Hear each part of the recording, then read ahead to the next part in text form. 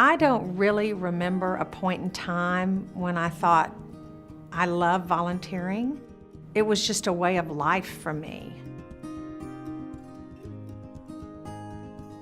I grew up in Houston with 4 grandparents and 2 parents who were always involved in the community.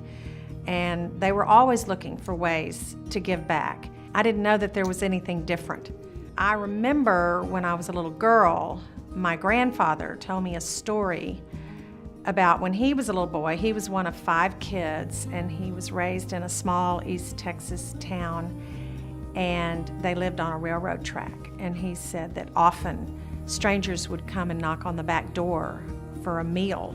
They'd gotten off the train and were hungry. And he said my mother always invited them in for a meal. And she just took a little bit off of each of the 5 plates and made a plate for the stranger. And I think that was a guiding principle for my grandfather growing up. It's just part of giving back. It's just, that's what you do when God has blessed you. You want to bless others. The reason I have chosen the areas that I've worked in have been for different reasons. I was interested in education, so I became involved with the Nyehouse Education Center here in Houston.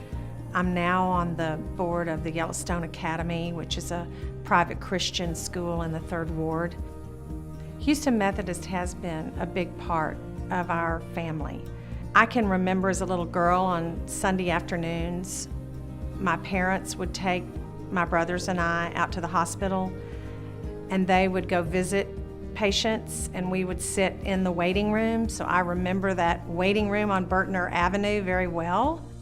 My mother volunteered me to be a volunteer at the Bluebird Clinic when I was maybe 15. And then after my husband and I married, my first job was working in social services. I loved it, and I love serving on the board. I mean, it is an exciting place to be.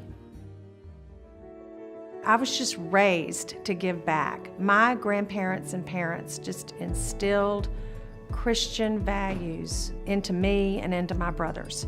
We were all involved as a family. My father started out with my children. He would take them every Christmas to deliver brand new bicycles to about 5 or 6 kids that he had been given their names from the Big Brothers Big Sisters program. My kids just loved it. What's neat is that my adult children, we're still doing projects together. And we are now taking my grandchildren and that generation to do projects. So we're trying to now start on that 4th generation.